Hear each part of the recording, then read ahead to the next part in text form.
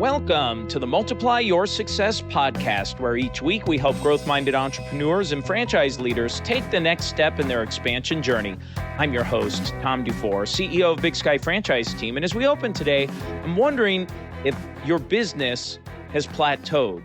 And if it has, are you trying to figure out a way to break through to the next level of your business growth? And I know many clients that we work with have hit that point, and that's why we end up working with them to help franchise their business. Well, if you decide that maybe you want to franchise and grow through that, or maybe you're just a franchisee or another business that's doing well and you've hit this plateau and wondering, how do I get through that? Our guest today is Brett Gilliland, and he is an expert at helping leaders break through their current organizational barriers. Now, Brett is the founder and CEO of Elite Entrepreneurs, which is a company that specializes in giving million-dollar business owners the knowledge, processes, and tools to grow to $10 million and beyond. He's an expert in organizational development, leadership, and strategy, and spent 10 years helping Infusionsoft, which is now named Keep, grow from $7 million in revenue to over $100 million in revenue. Brett was involved in the foundational work purpose, values, and mission over at Infusionsoft and facilitated the strategic planning process for many years. As the leader of Elite Business, Brett has helped hundreds of struggling seven-figure business owners overcome their biggest challenges and achieve new levels of success. When Brett isn't busy helping business owners succeed, he's a family man who enjoys spending time with his beautiful wife and their 8 children. Let's go ahead and jump into my interview with Brett Gilliland. Tom, it's a pleasure for me to be here. My name is Brett Gilliland, and I am co-founder and CEO of a business called Elite Entrepreneurs. We help former, I'll call them otherwise scrappy, gritty founder entrepreneurs figure out how to make the transition to capable business building CEOs. That summary is exactly why I wanted to have you on as a guest to talk about this idea of what got you here won't get you there. And it's a mantra I've actually been sharing within our own business and talking with our own team to say, look, what got us here is not going to get us to where we actually want to go. So we need to be making some changes there. So on one side of the equation, who knows, maybe I'm a potential prospect for you in your business, but the topic is very timely. So what are some common things that you see of the kind of quote, what got you here's that won't get you there? What are some of those common things that you see successful entrepreneurs struggle with as they start to make that transition into the CEO and leader of their company? Yeah, love that question. Thanks, Tom. And if it's okay, if you'll remind me, I'd like to set that aside just for a second, because I want to emphasize the point that you made, that what got you here won't get you there. It sounds like you're great at teaching that to your community, your audience. And I just want to plus one that a little bit with something that might be useful to you and them. We put together this thing years ago, and I'm using we loosely. This amazing CEO that I used to work with years ago, his name is Clayton Mask. He's the CEO of a company called Keep. They do small business CRM work, but we were serving small businesses, and not all small businesses the same. And some of them were in this, they're in like different stages or different ranges of revenue and ranges of team size and complexity. And so Clayton did a bunch of original research on some US Census Bureau data and produced something that we call the stages of small business growth. And so when you say what got you here won't get you there, I always immediately go to this stages thing. And there's this really fascinating pattern, and it aligns with revenue growth. It's on the 1s and 3s of revenue. So there's a stage between 100,000 and 300,000 in revenue. There's something there. From 300,000 to a million, 1 million to 3 million, 3 million to 10 million, and so on. We actually grew that business from 10 million to 30 million and 30 million to 100 million. So we've been through lots of these triplings, but every time there's this little growth or maybe fast growth, Inc. 500, Inc. 5,000 kind of growth, and then it would level off. We'd hit a little plateau, and there was a new thing we had to figure out. Literally, what got us there would not get us to the next place. And so would you be interested in the stages document? Oh, yeah. Brilliant. I love that. Yes. Yeah. So anybody who wants to get it can just text the word stages, STAGES, stages, to 480-900-1505. So 480-900-1505. text the word stages, and you'll get the PDF, you'll get the access to the actual document, but then you'll also get access to a little video series that has us explaining the stages. By the way, for anyone who's driving, don't text that in as you're listening to this. I'll make sure that's included in the show notes so that people can reference and go back to it if you didn't get it quick enough. So it's in our show notes there.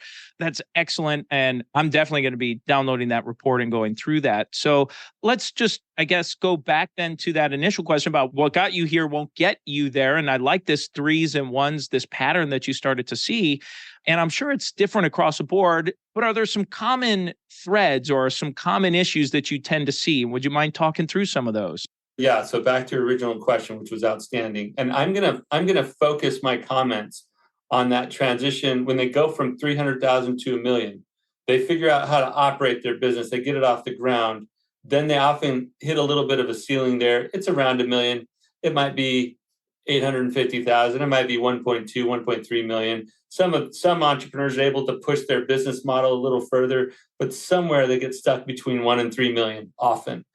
And the common thing there, and this won't be any surprise to you, Tom, and it should ring familiar for many people who are listening to this, but the common thing there is that the business owner hasn't figured out how to separate themselves or their identity from the business. They're too inextricably connected to the operation still. They're like part of the machine. And even if they're starting to straddle the doing and the leading, they're still too much in the doing. And so their business can only grow as far as their own ability to produce at that point.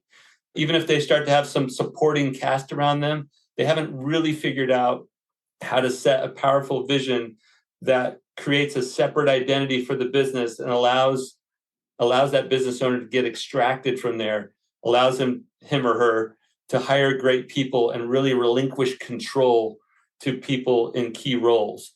And when they're able to do that, then they can go to the next level. So I said a lot and I may have oversimplified it, but the point is the common problem is they get stuck in the actual delivery of the product or service and they can't quite get themselves out into the leadership role.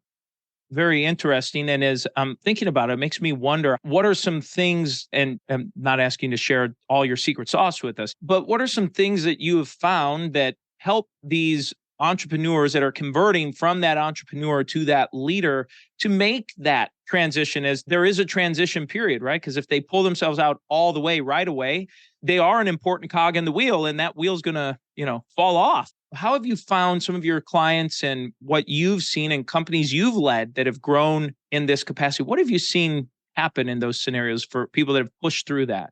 Yeah, it requires, and this is painful for a lot of entrepreneurs to hear, but it requires a little bit of slowing down so that we can speed up, right? So there's one heavy part of intentionality that needs to be applied, and then another pretty heavy part of discipline or rhythm that needs to be applied. And so what I mean by that is, and it's kind of counter to everything that's inside of us as the business owner operators. Like, I know what gets growth when I'm the business owner operator. It's more sales and more fulfillment. Like, that's how we do it. But once you get to a certain level of success, again, right around that $1 million mark, maybe you have 6, 8, 10 people at this point, that you have to figure out together. And I do encourage this to be a co-creative process with the team to get clarity about what we're doing together. And I hesitated and said what, because I like to start with why. I like Simon Sinek a lot. So let's get clear on our purpose. Let's get clear on the how we operate, or the values, which is really more about the who, the people that should be involved in this journey. And then let's get super dialed in on the very destination-oriented mission, like the specific what by when, what we will accomplish by when. And the when in this context is usually like 3 years out. I like 3 years out as a good mission for a first-time mission creation. And so if you were to gather your team together and say, why are we doing this? It's separate from me as the business owner. Why does this business deserve to have life? And what are our values that we share? What makes us unique and how we operate? And we're going to hire and we're going to lead and we're going to fire to these values. Like they are core values. And then what is the place that we're going to go accomplish together? What is the summit? What's the mountain we're going to go summit together? And if you get that kind of clarity as a team, now we can set good strategy and we can start to allocate resources towards an objective. And so that slowing down to speed up starts to matter if we get clarity first, and then we build in some meeting rhythms to make sure that we're working enough on the business and not just in it all the time. So, in as short an answer as possible for that kind of a question, that's what I would say is the key to moving forward. We help companies franchise their business. And for a franchisor that may be tuning in and they've gone through their franchising and the franchise life cycle, there are always going to be high performers, a bunch in the middle, and some laggards behind. And so for these high performers, as a franchisor, they probably end up with a bunch of folks that are in this range that you're talking about, that Right. they're at that $3 million, and they're saying, how do I get from that 1 million to 3 million and then that 3 to 10 million number? And I don't know if you've worked with franchisors or franchise organizations or franchisees in this situation. I'd love for you to talk about that a little bit. We've been fortunate to be able to work with hundreds of seven-figure businesses over the past 11, 12 years. So lots of businesses, lots of industries. Across that, there are a handful of memorable franchises that we've worked with. So I'll allude to some of those. One of them was a fitness franchise. It's called Iron Tribe Fitness. They're big in the Southeast and expanding from there. But these guys figured out how to set this powerful vision as the franchisor, right? As the mothership or the HQ. And then they learned how to take that vision and help each of their franchises do the same type of work for their franchises, for those franchisees. So that's one way that they did it. It's like they got the clarity and they built a culture that was really powerful, and they included that culture in how they franchised out. In other instances, we've worked with the franchisees who are part of a large franchise. There was a Mosquito Squad franchisee. There was a Maid Brigade, which was a home cleaning franchisee. There's one right now with a Budget Blinds franchisee. But in each of these cases, these franchisees came and learned how to do some of this work we're talking about. And then they became the standouts in that franchise, right? And actually, the franchisor would then go to them often and say, hey, share some of your best practices, right? And then would start to bleed over into some of the other franchises. But in each case, whether you're the franchisor or you're a franchisee, doing this vision setting work, getting clear about how we're going to work on the business, not just in it, in a disciplined or rhythmic sort of way, will level up your performance in the team, especially if you build the team around this stuff. And then you'll see that bump naturally happen from 1 to 3, because the transition here, Tom, and I'm sorry that I lost this a little bit, but the transition here is about going from learning and doing. So the business owner learning and doing, learning how to market, learning how to sell, learning how to build a team, like learning and doing, to leading. That's the big transition from 1 to 3. It sounds simple, but that's really it. You got to go from doing to leading. And then from 3 to 10, it's about leading leaders. So you have to build a leadership team. And I know some franchise models are not set up to have like a $10 million franchise. Like some of them are limited to what can happen in each market. And so the business owners who figure this out might grow let's say a normal Mosquito Squad from 1 to 2 million to, 4 or 5 million, like this guy did that we knew. But there's only so much business one Mosquito Squad franchise can do in their geography. And so then you either have to choose to buy other franchises and grow that way, or get into some other type of business as well. But hopefully that was enough idea. But from moving from doing to leading, that would be my key takeaway, from doing to leading for each individual franchise. And then if it's a big enough kind of franchise that can grow in their market, then it would be moving from leading to leading leaders, building out that leadership team and growing from there. this learning to doing, I like how you reference that. You're going from that learning and doing to now leading in this capacity. And really, as I think about it, it's depending on what stage you're in as an entrepreneur, you're learning and doing. As you transition to this leader, you're still learning and doing, you're just learning and doing something different. It's still the same general concept for the entrepreneur. So I'm thinking someone might tune in sometimes, and the clients we work with, I can tell that the owner, the founder, they've become a little stale or almost bored because they've really figured out their business. They've really mastered it. And they're looking for that next challenge. And so as I'm hearing you describe this learning and doing, I said, well, here's your next challenge, Mr. or Mrs. Entrepreneur, is let's Yes. learn this new thing that you can go and do and try it with what you're doing. And some people say, well, I just don't like, leading people, or they think more employees means more headaches. And so they sort of artificially cap what their business can do. They say, I feel comfortable here, and they settle into routine. But you're right. They all learned all the necessary work to build the business to where it is now. And the scaling work is learnable, and they have to learn it if they want to keep going. It sounds like there's one thing or something a leader could do every day to grow or to evolve. And what would that be? Thank you for asking. I'm going to cheat a little bit and step back and say, to me, it's really helpful if you have a framing for what good leadership is before you start trying to work on developing that. So we created something called the Elite Leadership Model. You don't have to use our leadership model, but there's lots of ways of viewing leadership out there. So let me just introduce what I think is a good way to think about leadership. I think my role as a leader is, number one, set the vision. That's from Jim Collins. He's a professional hero of mine, I'll call him, or whatever. Somebody I admire. I like his stuff. So set the vision is the number one responsibility of every great leader, is what Jim Collins says. I subscribe to that. The second thing that we teach about being a great leader is building the team.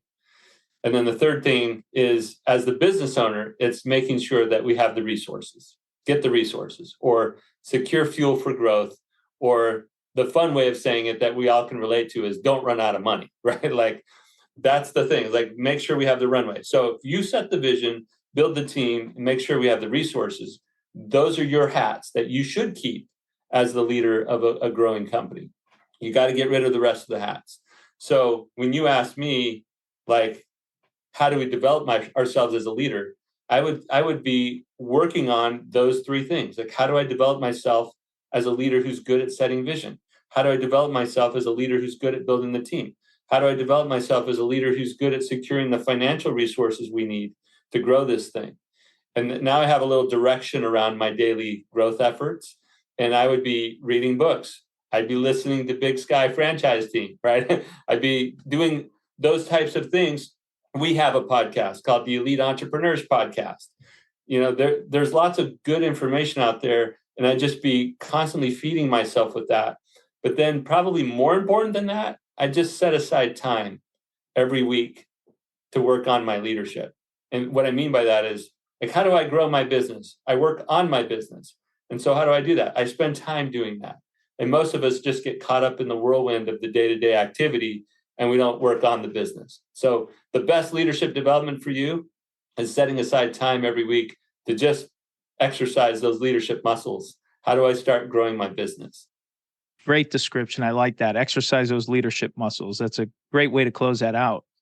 Well, Brett, this is a great time in the show where we make a transition and we ask every guest the same 4 questions before they go. And the first question we ask is, have you had a miss or two on your journey and something you learned from it? Yes, I've had a miss or two for sure.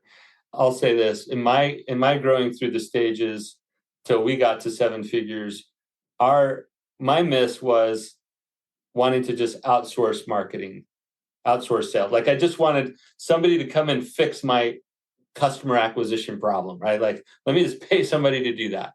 And I learned that you can't really outsource the marketing strategy, that you still have to own that as the business owner. There's nobody who's connected to it as well as you are. You know the market, you know your customers.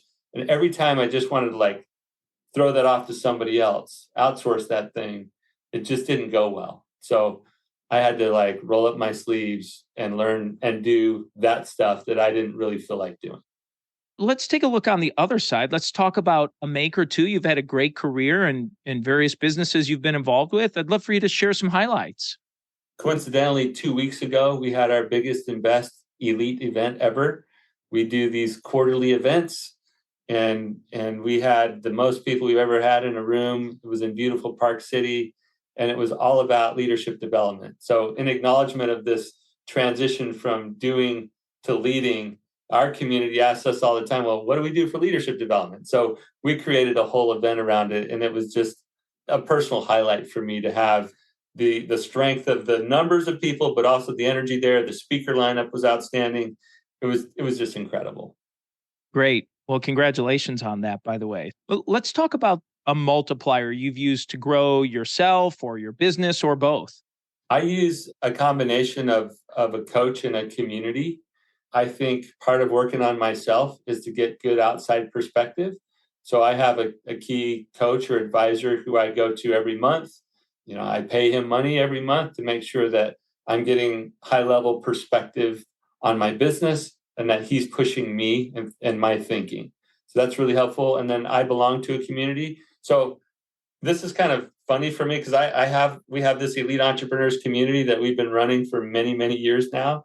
And we are that for the business owners that we serve, but I didn't have one for me. And for years, I just sort of justified that. I'm like, well, I'm with all these business owners all the time. We're talking business. It didn't meet the need for me personally. And so this year, actually, I went and joined my own CEO group outside of my world, right? So that I could just get that benefit for me. So a coach and or a community, those would be the multipliers that I would point to. Well, the final question we ask every guest, Brett, is what does success mean to you? So success is so relative, right? So I love that you're asking everybody. To me, it's living our intention. It's saying it's not just living a default future, but we're creating who we want to be and we're creating what we want to accomplish. And so success is declaring, here's who I am and here's what I'm about, and here's what I'm out creating, and then lining up my life and my world to go pursue that. And making progress towards that, I believe, is success. Brett, as we bring this to a close, is there anything you were hoping to share or get across that you haven't had a chance to yet? Well, I shared that I'd love people to get that stages document. I think that would be useful. I shared that we have an Elite Entrepreneurs podcast that we just have business owners on sharing their real growing lessons. I guess the last thing would be just please check out our website. It's growwithelite.com. So altogether, growwithelite.com. Brett, thank you so much for a fantastic interview. And let's go ahead and jump into today's 3 key takeaways. Takeaway number 1 is when Brett talked about some patterns that he found in these stages of business ownership. And he said it's this tripling of revenue between the 1s and 3s. So from 100,000 to 300,000, 300,000 to $1 million, 1 million to 3 million, and so on. And he said he has a great report available, which, by the way, you can text the word stages to 480-900-1505. Thought that was a great takeaway. Takeaway number 2 is the one thing that you can do as a leader every day is to set aside some time to work on your business. And he said, as you make that transition to the leader, there are 3 parts of that. Part number 1 is set the vision. Part number 2 is build a team. And part number 3 is to have or secure the resources. And takeaway number 3 I found interesting is a miss that he shared, which is that he tried to offload or outsource his marketing strategy and the vision and direction for that. And what he found is that as the founder or owner of the business, you're so close to what's going on that no one understands your customer, your services, and all of these moving parts and their needs better than you. So staying in that to give the direction or the vision for that and let others go and implement. And now it's time for today's win-win.